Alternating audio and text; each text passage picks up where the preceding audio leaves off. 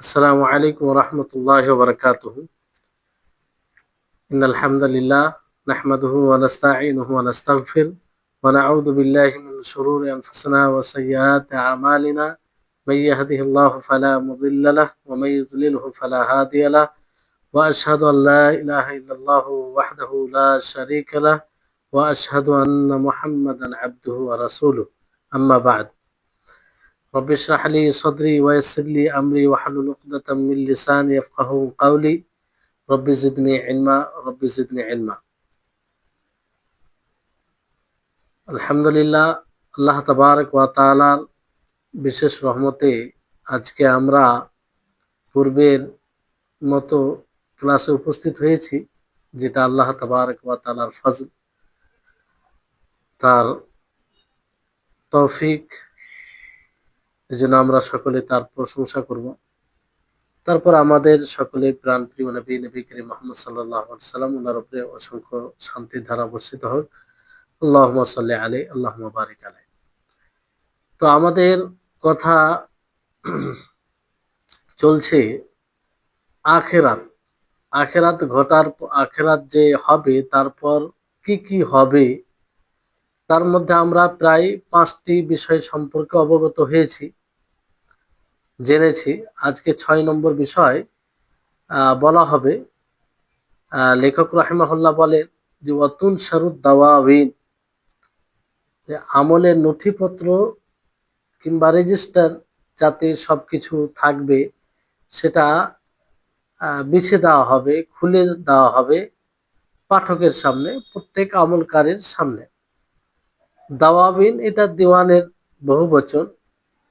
সেই খাতাকে বলা হয় কিংবা নথিপত্রকে বলা হয়, নথিকে বলা হয়, যে যাতে আমলের পুরো বিস্তারিত লেখা থাকে। তো এই তাকে দিওয়ান, আর তার বহু বচন দাওয়াবিন। তো এটা প্রত্যেকটা মানুষের সামনে খুলে দেওয়া হবে, যাতে সে নিজে দেখে। আর এটাকে সাহাইফুল আমাল, আমলের সাহিফা, অর্থাৎ যেগুলো ফারিস্তাগণ, যেসব ফারিস্তা আদম সন্তানের আমল লিপিবদ্ধ করার জন্য নিয়োজিত করা হয়েছে, যেসব ফারিস্তাকে, তারা যেগুলো লিখে রাখে, সেগুলো সাহিফা। আল্লাহ তাবারক ওয়া তাআলা যেমন বলেন, কাল্লা বাল তুকাযযিবুনা বিদ্দীন, যে কখনো না, বরং তারা দিনকে মিথ্যা প্রতিপন্ন করে। ওয়া ইন্না আলাইকুম লাহাফিজিন, নিশ্চয় তোমাদের উপরে হেফাজতকারী, সংরক্ষণকারী রয়েছে। কিরামান কাতিবিন, সম্মানিত লেখকগণ। ইয়ালামুনা মা তাফআলুন, তারা জানে যা তোমরা করবে। তো এই আয়াত থেকে, এই কয়েকটি আয়াত থেকে এটা স্পষ্ট হচ্ছে যে ফারিস্তাগণ নিয়োজিত রয়েছে, যে ইনসান, মানুষ যা কিছু করবে সেটা তারা লিপিবদ্ধ করে রেখেছে। আর যাতে লিখে রেখেছে সেটাকে সাহিফা বলা হয়, আমলের সাহিফা। এই জন্য মানুষের সাথে এটা লেগে আছে। আল্লাহ তাবারক ওয়া তাআলা কিয়ামতের দিন এটা প্রত্যেকের সামনে বের করবে, স্পষ্ট করবেন, দেখাবেন, এই কিতাবকে বের করবেন। যেমন আল্লাহ তাআলা বলেন, ওয়া কুল্লা ইনসানিন আলজামনাহু তাইরাহু ফি উনুকি ওয়া নুখরিজু লাহু ইয়াওমাল কিয়ামাতি কিতাবান ইয়ালকাহু মানশুরা ইকরা কিতাবাকা কাফা বিনাফসিকা আল-ইয়াওমা আলাইকা হাসিবা। যে প্রত্যেকটা মানুষ তার কর্ম তার কাঁধে সংযুক্ত করে দিয়েছি আমি, আল্লাহ তাআলা বলছেন। আর আমি তার জন্য কিয়ামত দিবসে, হাসরের দিনে, সেই কিতাবটি আমি বের করব, যেটা তার সামনে বিক্ষিপ্ত আকারে সে দেখবে, খোলা দেখবে তাকে। আল্লাহ তাআলা বলেন, ইকরা কিতাবাক, তুমি তোমার নামে আমল, তুমি তোমার কিতাব, আমলের নথি পড়ো। কাফা বিনাফসিকা আল-ইয়াওম, আজ তোমার জন্য যথেষ্ট হবে আলাইকা হাসিবা, হিসাবের দিক দিয়ে। তো এই জন্য সালাফগণ বলেন যে আল্লাহ তাবারক ওয়া তাআলা বড় ইনসাফ করেছেন যে প্রত্যেকটা মানুষকে তার উপরে তাকেই হিসাব রক্ষক, মানে হিসাব করনেওয়ালা হিসাবে বানাবে। মানে তার আমলের নথিপত্র, তার আমল বিস্তারিত সবকিছু তার সামনে রাখা হবে এবং সে নিজে বুঝতে পারবে যে আমার কি ঠিকানা হওয়া উচিত, আমার আজকে পরিণাম কি হওয়া উচিত। তো আল্লাহ তাআলা এরপরে তার সাথে যে ব্যবহারটা করবে সে বুঝতে পারবে যে এরই আমি উপযুক্ত। আর যদি আল্লাহ তাআলা ফজল করে সেটাও বুঝতে পারবে। যারা সৎ আমল করেছে তারাও এটা অবশ্যই এটাই ধারণা রাখবে যে এটাও আল্লাহ তাআলার ফজল। তো যাতে কোনো মানুষ এটা ধারণা না করে যে আল্লাহ তাআলা কোনোভাবে তার উপরে জুলুম করেছে। তো এই যে লিখা আমলের সাহিফায়, হাসানাত হোক, নেকি হোক, অথবা গুনাহ হোক, পাপ হোক, সবকিছু ফারিস্তাগণ লিপিবদ্ধ করে রেখেছেন, লিখে রেখেছেন। মানুষ যা আমল করে এবং মানুষ যা নিয়াত করে, মানুষ যা ইচ্ছা করে, দৃঢ় সংকল্প যা করে, মানুষ যা ইচ্ছা করে এবং মানুষ যা আমল করে, সবকিছু ফারিস্তাগণ লিখে রেখেছেন। কারণ তারা এই কাজে নিয়োজিত। আল্লাহ তাবারক ওয়া তাআলা তাদেরকে এই এই এই জন্যই তাদেরকে এই কাজে নিয়োগ করেছেন। মানে আল্লাহ তাআলার পক্ষ থেকে তারা লিখেন। আর আল্লাহ তাআলার কথাকে তারা কখনো অমান্য করে না। তো ফারিস্তাগণ যা লিখে তা হচ্ছে তিন প্রকার, তিন ধরনের জিনিস ফারিস্তাগণ লিখে। একটা, মানুষ যা আমল করে, মানুষ যা আমল করে সেটা লিপিবদ্ধ করে, আর এটা স্পষ্ট, আমরা সকলেই জানি। মানুষ সালাত আদায় করে, যাকাত দেয়, হজ করে, কিংবা আরো যেগুলো ইত্যাদি ইত্যাদি আমল করে, গুনহার কাজ করে, চুরি করে, ডাকাতি করে, মানুষের উপরে জুলুম করে, এইগুলো আমল লেখা হয়, এটা স্পষ্ট। আর মানুষ যা নিয়ত করে সেটাও ফারিস্তাগণ লিখেন। কিন্তু নিয়ত, যেটা নিয়ত লেখা হয় সেটা শুধু নিয়তের পরিণাম, মানে নিয়তের যে বদলা আজের রয়েছে সেটা পরিপূর্ণভাবে লেখা হয়। নিয়তে যেটা মানে নেকি রয়েছে, সংকল্প করা যেটা নেকি রয়েছে সেটা পরিপূর্ণ লেখা হয়। যেমন বিশুদ্ধ হাদিসে এসেছে যে ওই ব্যক্তির ঘটনা যাকে আল্লাহ তাআলা মাল দিয়েছেন, যাকে আল্লাহ তাআলা ধন দিয়েছেন, আর সে আল্লাহর পথে, কল্যাণমূলক পথে খরচ করে, ব্যয় করে। আর একজন ব্যক্তি অসহায়, ফকির, তার কাছে নেই। তো সে বলে, লাউ আন্না ইনদি মালান, যদি আমার কাছে মাল থাকতো, লা আমিলতু ফিহি বিআমালি ফুলান, তা আমি অমুক ব্যক্তির আমলের মতো, মানে সে ব্যক্তি যে আল্লাহর পথে ভালো কাজে মানুষের সহযোগিতায় খরচ করছে, আমিও খরচ করতাম। তো নবী সাল্লাল্লাহু আলাইহি ওয়াসাল্লাম কি বলেন, ফাহুয়া বিনিয়াতিহি, সে নিয়তের উপরে হবে। অর্থাৎ মানে দুইজনের নেকি বরাবর হবে নিয়তের দিক দিয়ে। নিয়ত মানে নিয়তের দিক দিয়ে দুইজনের নেকি বরাবর হবে। কারণ একজন ফকির যার কাছে কিছু নেই, সে নিয়ত করলো যদি আমার কাছে থাকতো মাল ধন, তাহলে আমিও খরচ করতাম তার মতো। তো এই নিয়তের দিক দিয়ে বরাবর হবে, নেকি পাবে। তো এটা থেকে স্পষ্ট হচ্ছে যে মানুষ যা নিয়ত করে, সংকল্প করে, সেটাও ফারিস্তাগণ লিখে, লিপিবদ্ধ করে। কিন্তু বিষয়টি হচ্ছে যে এই যে নিয়তের যে নেকি রয়েছে, আজর রয়েছে, বদলা রয়েছে, এটা লেখা হয়, কিন্তু এটা আমল সমতুল্য নয়। আমল সমতুল্য নয়, মানে যেমনটা মানে এক ধনী ব্যক্তি আল্লাহর পথে খরচ করে যে আমলটা করে সেটার সমতুল্য নয়। হ্যাঁ, নিয়তে বরাবর নেকি পাবে। হাদিসে যেমন অন্য হাদিসে আছে যে মুহাজিরদের মধ্যে যারা মানে ফোকারা ছিল, আর ফোকারা বেশিরভাগ মুহাজির যারা ছিল শুরু সময়ে, কারণ তারা নিঃস্ব হয়ে গিয়েছিল এখানে। তো তারা নবী সাল্লাল্লাহু আলাইহি সাল্লামের নিকটে এসে বলতে আরম্ভ করলেন।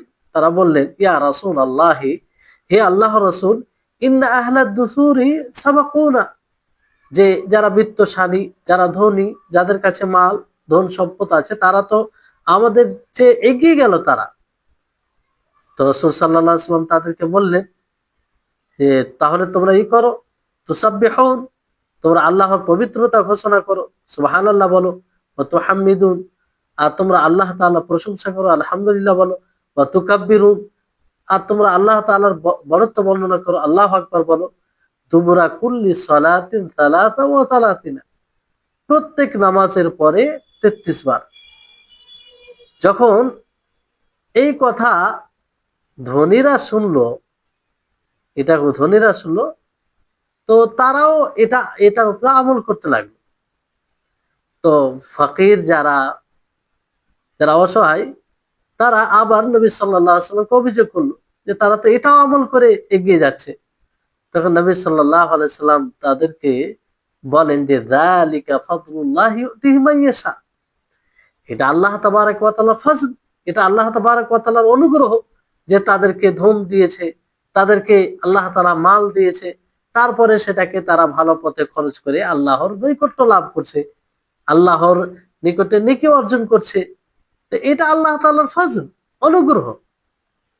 এইখান থেকে মানে এই জায়গায় নবী সাল্লাল্লাহু আলাইহি ওয়াসাল্লাম এই কথা বলেননি যে ইন্নাকুম বিনিয়াতিকুম আদরাকতুম আমালাহুম, যে তোমরা যেহেতু নিয়ত করেছো যে তোমাদের কাছে মাল ধন থাকলে তোমরাও খরচ করবে, তো এই নিয়ত করার ফলে তোমরা তাদের আমলের মতো নেকি পেয়ে, তাদের আমলটা পেয়ে গেছো, কিংবা তারা যেমন আমল করছে তোমরাও সেরকম হয়ে হয়ে গেছো, এরকমটা আল্লাহ নবী বললেন না।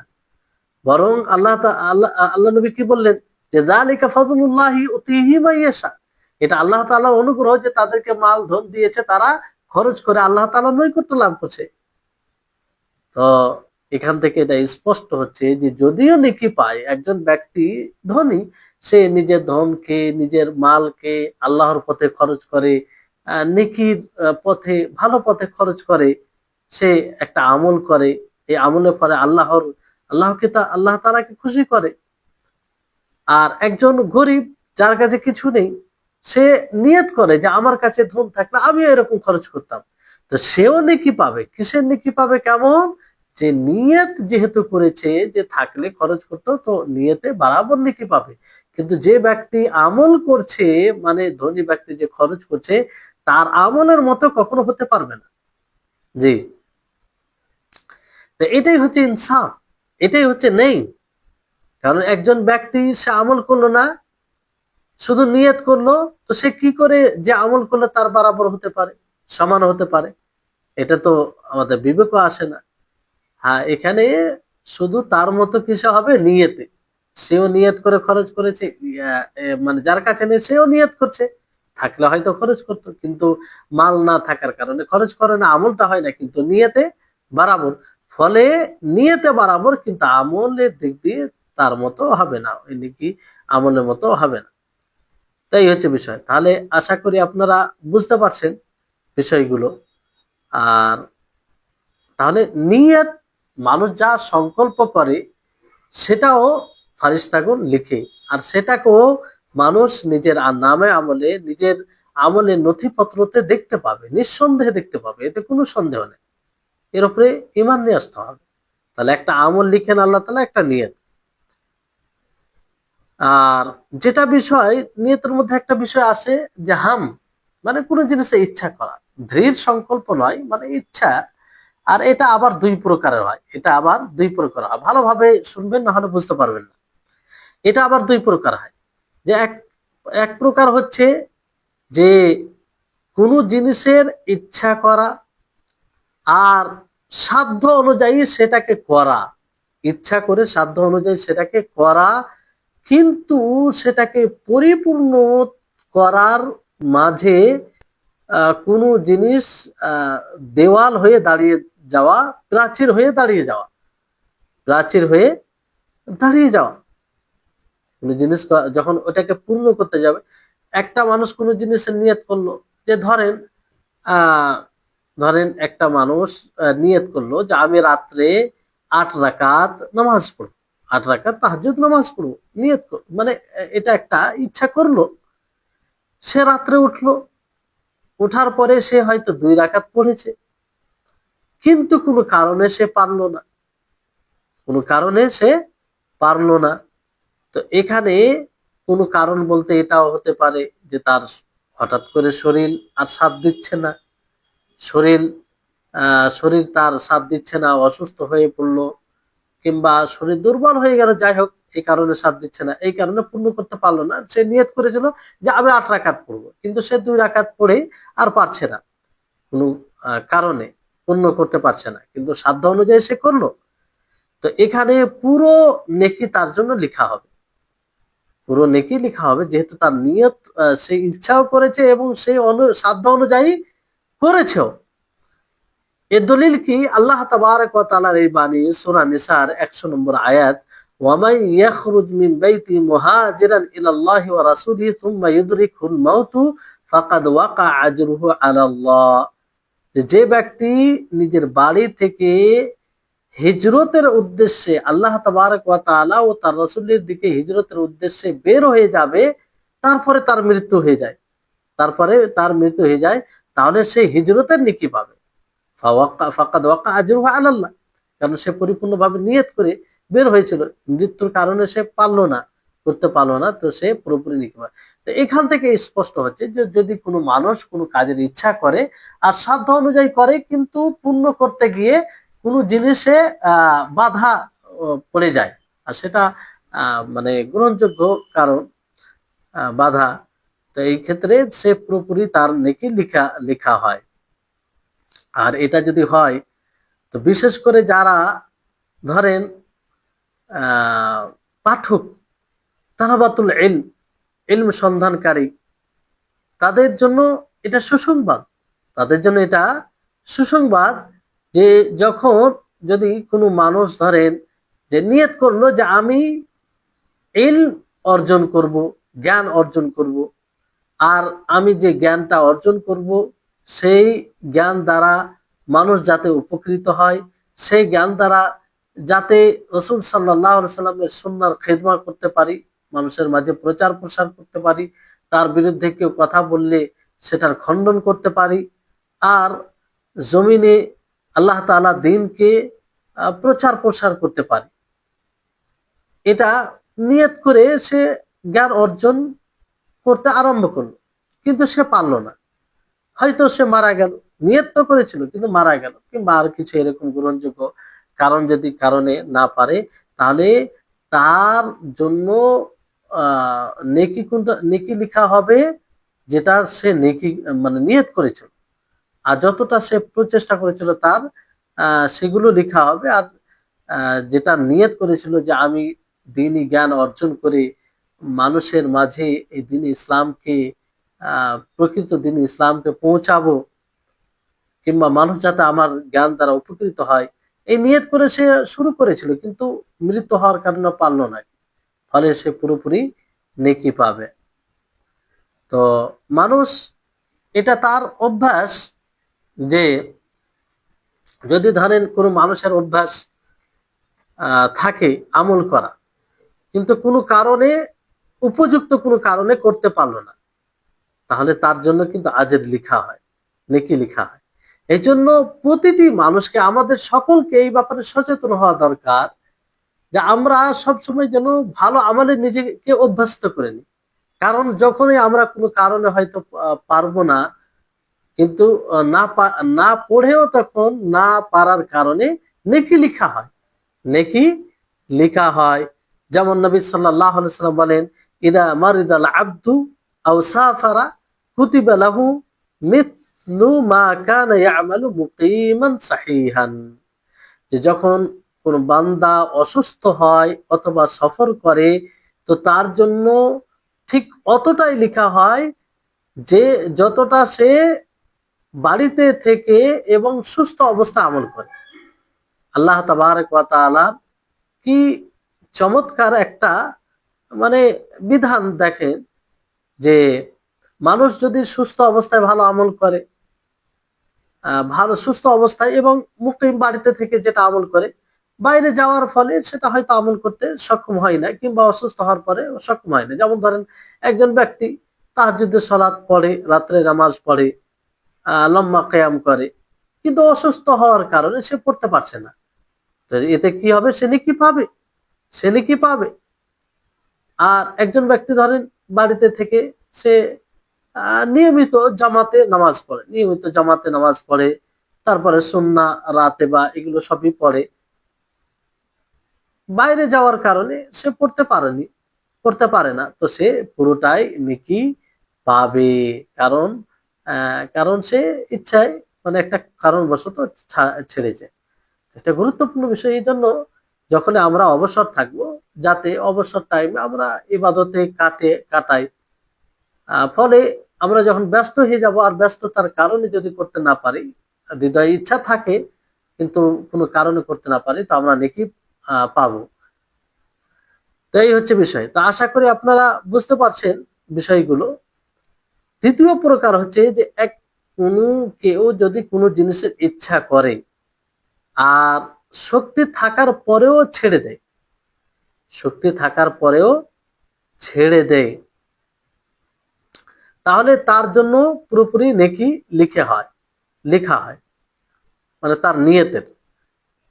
মানে ধরেন যে কোনো কোনো এক ব্যক্তি আহ ধরেন 2 রাকাত কিংবা কোনো ইলমি বৈঠকে অংশগ্রহণ করার ইচ্ছা করলো, আহ ইচ্ছা করার পরে সে ছেড়ে দিল। সে যেতে পারতো, অংশগ্রহণ করতে পারতো, তারপরে ছেড়ে দিল, কিন্তু ইচ্ছা করেছিল তারপরে ছেড়ে দিল। তো সে যে ইচ্ছা করেছিল, এই নিয়ত নিয়তের ফলে তার একটি পরিপূর্ণ নিয়ত লিখা হবে। আর গুনহা গুনহা যদি এরকম হয়, তো গুনহা গুনহার ক্ষেত্রে আমল যেটা করবে সেটা লিখা হবে।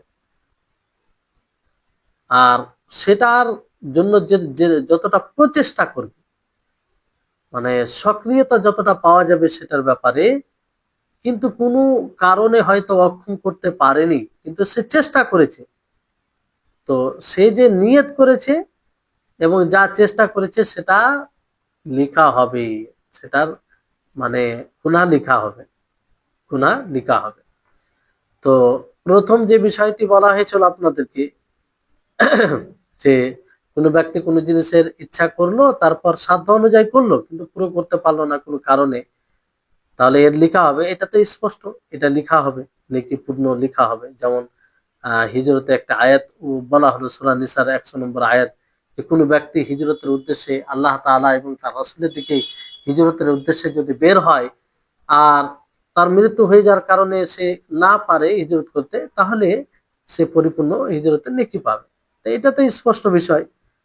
আর দ্বিতীয় যেটা বিষয় হচ্ছে যে কোনো ব্যক্তি কোনো জিনিসের ইচ্ছা করলো, শক্তি থাকার পরেও সে ছেড়ে দিল, ইচ্ছা করে ছেড়ে দিল, তো তার জন্য নেকি লিখা হবে, মানে পরিপূর্ণ নেকি লিখা হবে। আর এটা কেন পরিপূর্ণ নেকি লিখা হবে? এই কারণে যে এই ব্যাপারে হাদিস রয়েছে, আপনারা সকলেই শুনেছেন হাদিসটি, যে নবী করিম মুহাম্মদ সাল্লাল্লাহু আলাইহি ওয়াসাল্লাম বলে, ইদাল তাকাল মুসলিমান বিসাইফিহিমা ফাল কাতিল ওয়াল মাকতুল ফিন্নার। যে যখন দুই মুসলিম মুখামুখি হয় তালোয়ার নিয়ে, তো এই দুজনের মধ্যে যে কাতিল হবে, যে হত্যা করে দিবে অন্য মানে বিপক্ষকে, আর যাকে হত্যা করা হবে তারা উভয়ে জাহান্নামে যাবে। তো সাহাবায়ে কেরাম এই হাদিসটি শুনে বলেন যে, ইয়া রাসূলুল্লাহ হাদাল কাতিল, যে হত্যাকারী জাহান্নামে যাবে এটা আমরা বুঝতে পারছি, কারণ সে অন্যায় করেছে, জুলুম করেছে, একজনের প্রাণকে সে শেষ করেছে। ফামা বালুল মাকতুল, তো যাকে হত্যা করা হয়েছে সে কেন জাহান্নামে যাবে? এই বিষয়টি বুঝতে পারছি না, এর রহস্য কি? তো নবী সাল্লাল্লাহু আলাইহি ওয়াসাল্লাম বলেন, লিআন্নাহু কানা হারিসান আলা কতলি সাহিবি, কারণ সে নিজের ভাইকে, যে হত্যা হয়েছে, যাকে হত্যা করা হয়েছে, হ্যাঁ, সেও কিন্তু এই ব্যাপারে হারিস ছিল, আগ্রহী ছিল যে সে যেন তার সাথীকে হত্যা করে, কিন্তু মুকাদ্দারে নেই, হত্যা করতে পারেনি সে, কিন্তু চেষ্টা করেছিল, ইচ্ছা করেছিল, সুযোগ পেলেও সেও হত্যা করত, হারিস ছিল সে। ফলে কি হবে, মানে দুইজনেরই গুনাহ হবে। যে হত্যা করেছে তার তো গুনাহ আছে, আর যাকে হত্যা করেছে তারও গুনাহ, কারণ সেও ইচ্ছা করেছিল।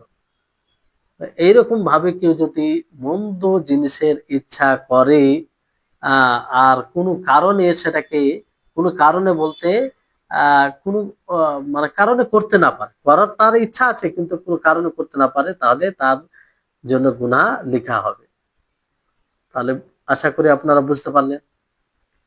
একটা বলা হলো আপনাদেরকে যে আমল লেখা হবে, আর একটা বলা হলো যে যা নিয়ত করে সেটাও লিখে ফারিস্তাগণ। তো নিয়তের বিস্তারিত আলোচনা আপনাদেরকে বলা হলো, আশা করি আপনারা বুঝতে পেরেছেন। তৃতীয় বিষয় হচ্ছে যে যেটা নিয়ত করে এবং আশা করে সেটাও লেখা হয়, কিন্তু এখানে শুধু নিয়ত লেখা হয়। যেমন রাসূল সাল্লাল্লাহু আলাইহি সাল্লামের হাদিস রয়েছে, নবী সাল্লাল্লাহু আলাইহি সাল্লাম বলেন সে হাদিসে, এমন ব্যক্তির ব্যাপারে যাকে আল্লাহ তাআলা মাল দিয়েছেন, কি দিয়েছেন, মাল দিয়েছেন, আর সে মালে সে কি করে, অবহেলা করে, ঠিক মতো খরচ করে না, অন্যদিকে খরচ করে। তো কোনো ব্যক্তি যদি বলে, মানে কোনো নবী সাল্লাল্লাহু আলাইহি ওয়াসাল্লাম বলেন যে কোনো ফকির মানুষ বলে যে আমার কাছে মাল থাকলে আমি তার মতোই আমল করতাম, মানে সে যেমন আমলে মাল নিয়ে অবহেলা করেছে সেরকম আমিও করতাম। তো নবী সাল্লাল্লাহু আলাইহি ওয়াসাল্লাম কি বলেন, ফাহুয়া বে নিয়াতিহি, সে তার নিয়তের উপরে, ফাবিজরুহুমা সাওয়া, তাদের যে গুনাহ দুইজনের বরাবর হবে, কারণ দুইজনেরই মানে নিয়ত একই। তো এই হচ্ছে যে মানুষ যেটা নিয়ত করবে শুধু ওই নিয়তটাও লেখা হবে, শুধু ওই নিয়তটাও লেখা হবে। এবার কোনো মানুষ মন্দ কাজের ইচ্ছা করলো কিন্তু তাকে ছেড়ে দিল, সে মন্দ ইচ্ছা করলো, ইচ্ছা করার পরে সেই মন্দ কাজটি ছেড়ে দিল। তো ইচ্ছা করার পরে যদি মন্দ কাজ ছেড়ে দেয়, তাহলে এটা তিন প্রকার। এটা কত প্রকার? তিন প্রকার। ভালো করে শুনবেন, তাহলে বুঝতে পারবেন যে যদি মানে মন্দ কাজে, যে মন্দ কাজের ইচ্ছা করেছিল সেটা অক্ষম হওয়ার কারণে ছাড়ে, অক্ষম হওয়ার কারণে ছাড়ে, মানে সে চেষ্টা করেছে, সবই করেছে কিন্তু করতে পারেনি, এই জন্য ছেড়েছে, তাহলে সে আমল করার মতোই গুনাহ পাবে। কারণ একজন আমল, মানে সে চেষ্টা করেছে পরিপূর্ণভাবে, মানে এটা যদি চেষ্টা করে থাকে সেটাকে বাস্তবায়ন করার জন্য, তাহলে আমিলের মতো হবে, যে আমল করবে তার যেমন গুনাহ হবে তারও গুনাহ হবে, কারণ সে সবকিছু করেছে কিন্তু করতে পারেনি। দ্বিতীয় হচ্ছে যে কেউ যদি মন্দ কাজের ইচ্ছা করে তারপরে ছেড়ে দেয়, মানে কিসের জন্য ছাড়ে? আল্লাহর জন্য। কিসের জন্য? আল্লাহর জন্য ছেড়ে দেয়, তো এতে কিন্তু নেকি পাবে। যেমন ধরুন আপনি নিয়ত করলেন যে আমি অমুক ব্যক্তির কোনো জিনিস একটা চুরি করে নেব, নিয়ত করলেন আপনি, কিন্তু আপনার নিয়ত করার পরে, ইচ্ছা করার পরে, ইচ্ছা করার পরে আপনার মধ্যে আল্লাহর ভয় এলো যে আজকে আমি চুরি করে নেব, কালকে আমাকে তো জিজ্ঞাসিত হতে হবে, প্রশ্নের সম্মুখীন হতে হবে, আমাকে হিসাব দিতে হবে, এই ভয়ে আপনি ছেড়ে দিলেন, তাহলে এতে কি হবেন? আপনি নেকি পাবেন, এতে নেকি পাবেন। তিন নম্বর বিষয় হচ্ছে যে কেউ যদি মন্দ কাজের ইচ্ছা করে, ইচ্ছা করার পরে সেটাকে ছাড়ে, কারণ তার নফস চায় না, মানে তার চাহিদা নেই, মানে তাকে পছন্দ করে না, ইচ্ছা করেছিল কিন্তু সে ছেড়ে দিল, মানে তাকে ছেড়ে দিল, তো এতে না তার গুনাহ হবে না তার নেকি হবে, না তার গুনাহ হবে না তার নেকি হবে। তাহলে তিন প্রকার, যে একটা অক্ষম হয়ে যাওয়ার কারণে ছেড়ে দেওয়া, মানে সে করার প্রচেষ্টা করেছে, পুরোপুরি চেষ্টা করেছে, কিন্তু অক্ষম হয়ে গেছে, করতে পারেনি, তাহলে সে আমল করে যেমন গুনাহগার হবে, সেও গুনাহগার হবে। আর একটা হচ্ছে যে আল্লাহর জন্য ছেড়ে দাও, মন্দ কাজের ইচ্ছা করেছে কিন্তু পরবর্তীতে আল্লাহর ভয় হলো, সে ছেড়ে দিল, তো এতে সে নেকি পাবে। তৃতীয় হচ্ছে যে ছেড়ে দিলে এই কারণে যে নফস তার চাই না, মানে একজন ব্যক্তি ধরেন যে মদ খাওয়ার ইচ্ছা করলো, যে আমি মদ খাবো, তারপরে তার মনে হলো যে না, মদ খাবো না আজকে, ছেড়ে দিল, আর খাবো না।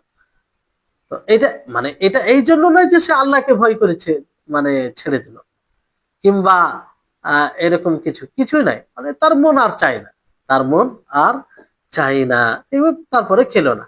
তো এতে না তার গুনাহ হবে, না তার নেকি হবে। তো এই হচ্ছে বিষয়।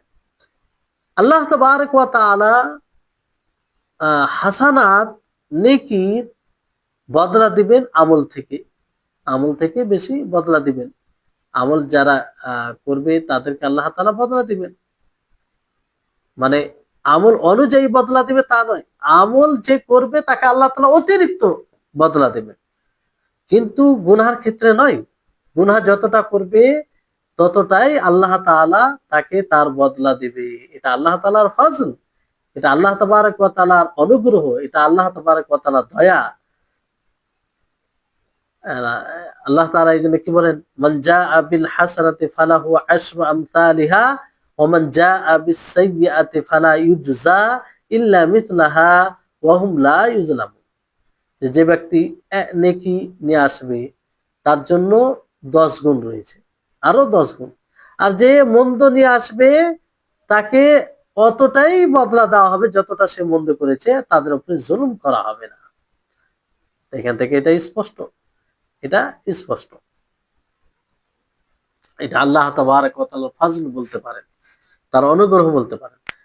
তারপরে লেখক রাহিমাহুল্লাহ কি বলছেন, ফাআখিদুন কিতাবাহু বিয়ামিনি, যে সে তার নথিকে মানে আমলের যে বিস্তারিত বিবরণ রয়েছে সেটাকে সে ধরবে দায় হাত, ডান হাত দ্বারা, ডান হাত দ্বারা, মানে তা মানুষের মধ্যে কিছু মানুষ এরকম ধরবে। তো এখানে বিষয় হচ্ছে যে এই জন্য বলা হয় যে মানুষ এই ক্ষেত্রে কয়েক ভাগে বিভক্ত হবে। কিছু মানুষ হবে যে নিজের নামে আমল নথিকে ডান হাত দ্বারা গ্রহণ করবে, যারা মমিন হবে, যারা কারা হবে, মমিনরা ডান হাতে নামে আমল পাবে। আর এটা ইশারা এইদিকে যে ডান হাতে পাওয়া মানে তাদের জন্য সম্মান রয়েছে, তাদের জন্য সম্মান রয়েছে। আর মমিন এই ডান হাতে সেটা নিবে।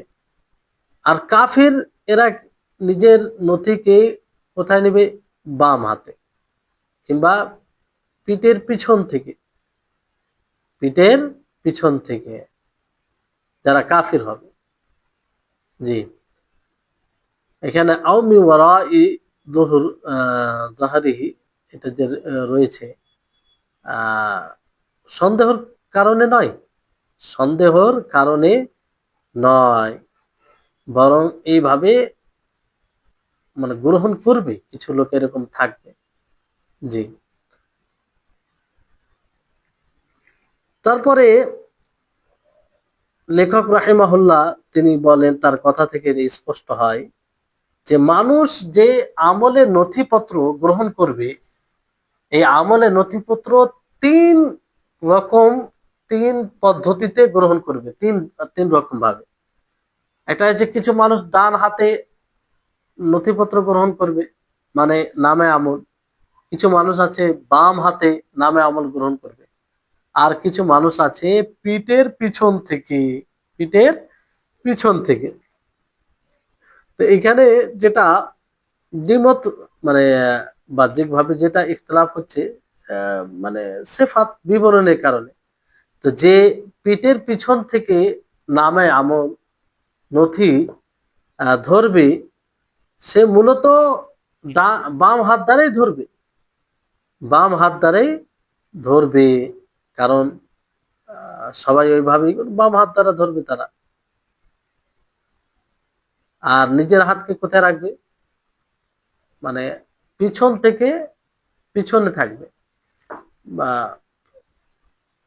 যদি বাম হাত দ্বারাই ওরা জহুর পিঠের পিছনে ধরে তখন পিছন থেকে ধরবে।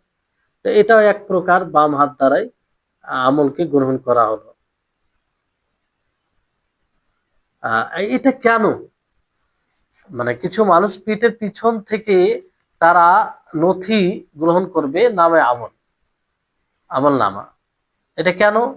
এই কারণে যে তারা দুনিয়াতে আল্লাহ তাবারক ওয়া তাআলার আয়াতকে পিছনে করে দিয়েছিল, উপেক্ষা করেছিল, পিঠ ফিরিয়ে নিয়েছিল।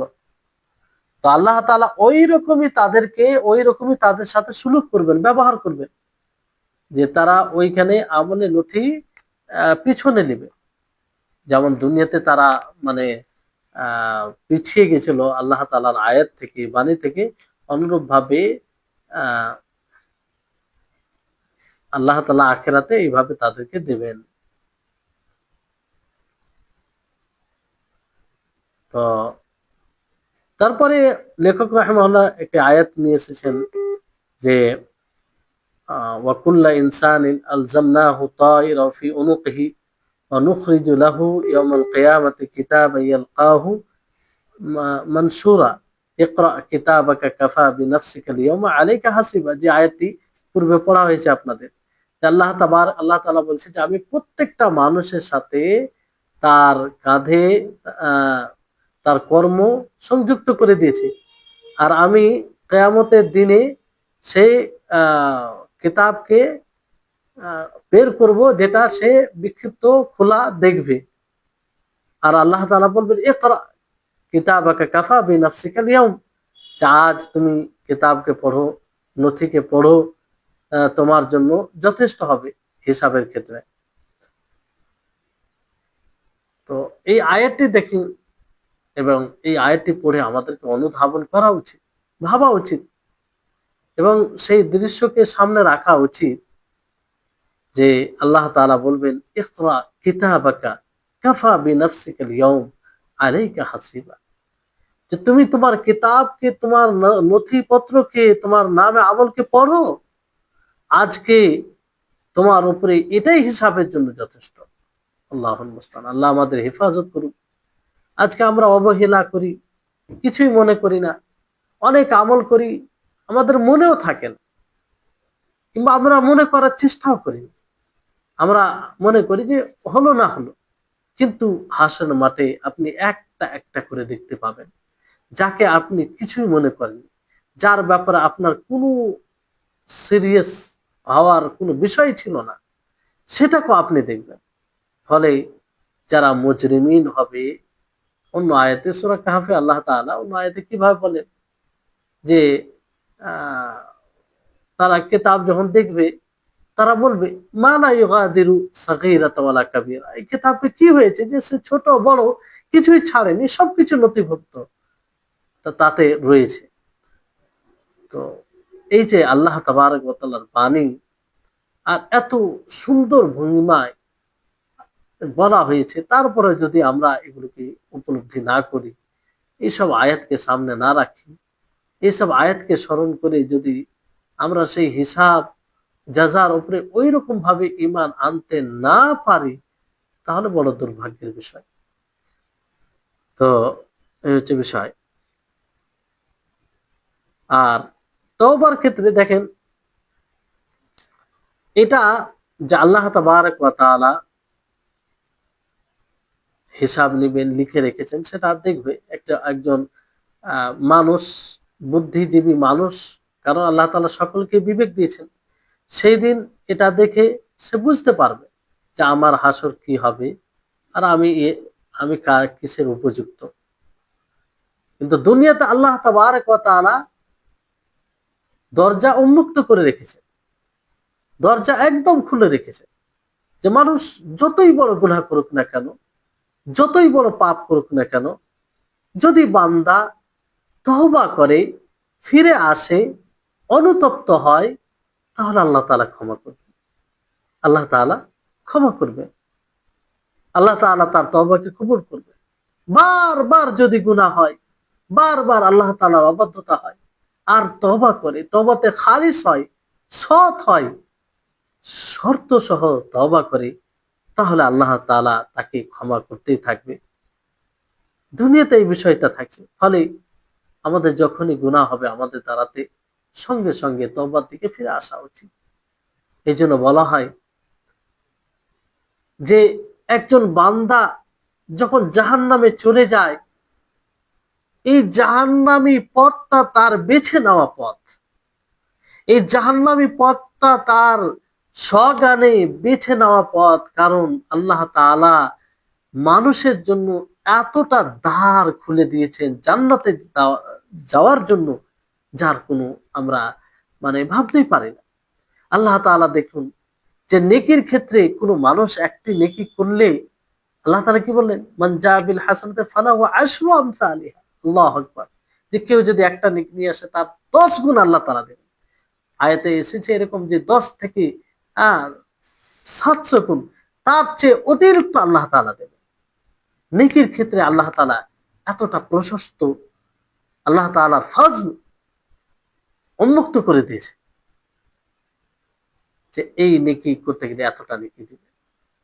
তারপরে আল্লাহ তাআলা গুনহার ক্ষেত্রে দেখুন যে মানুষ যতটা গুনাহ করবে ততটাই সে বদলা পাবে, কিন্তু নেকির ক্ষেত্রে তা নয়। নেকি করতে গেলে তাকে আল্লাহ তাআলা বেশি দিবেন জাযা, কিন্তু গুনার ক্ষেত্রে তা নয়।